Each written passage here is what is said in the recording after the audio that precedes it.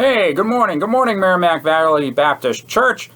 I am Ricky the Rat, and I come up here on Sunday mornings to just share a moment with the kids before whichever pastor is going to preach is coming up, which I believe is Pastor Dave today. I think so. I think Pastor Dave's out here. And he's going to preach, I think, out of the book of Matthew, right? So I thought I would share a moment out of there also.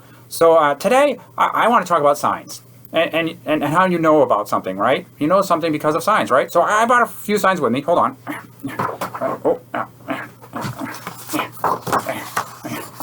All right. What's this sign? Does anyone know? Anyone know what this sign is? That's right. It's a stop sign. So when you see that, what should you do? Stop. That's right. All right. Here's another one. Hold on. How about this one? Have you ever seen this sign?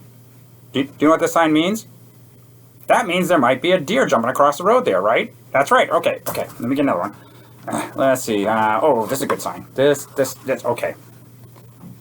How about this sign? Do we know what this sign is? When we see this sign, what do we know?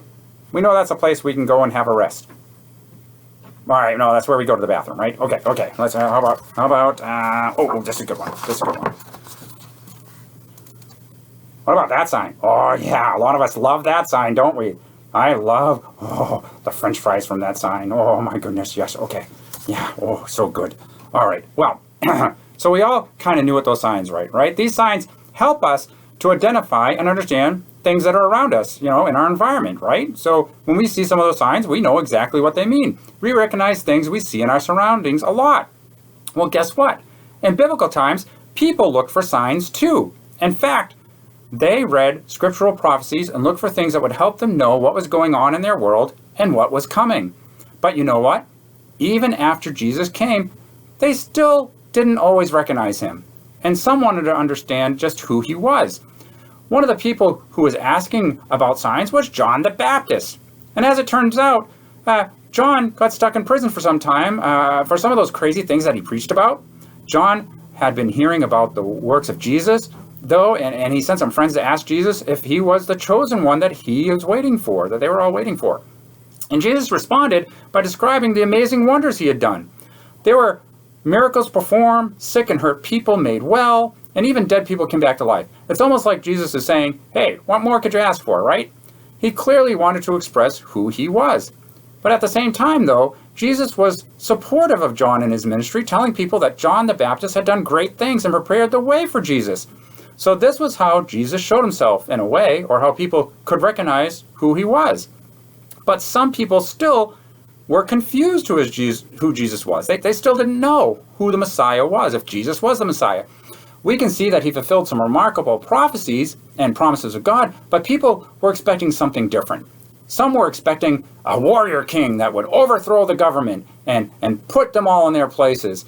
And some were expecting Elijah to come back, right? They expect him to come back from the dead.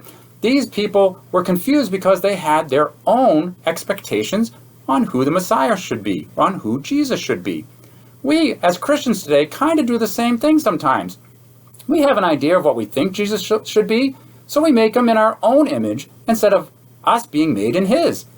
We need to make sure we know who Jesus is, and we can do that by reading and understanding the Bible.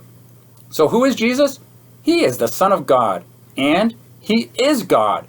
He came to earth to suffer and die for our sins, and what happened after that? That's right, he came back to life. He rose from the dead.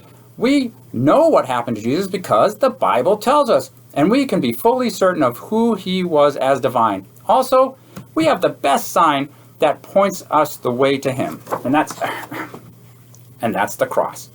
So, there we go, kids. I hope today that you listen to Pastor Dave and know what he's talking about, and we will, and you adults also, and we will see you next week. See you later. Bye-bye.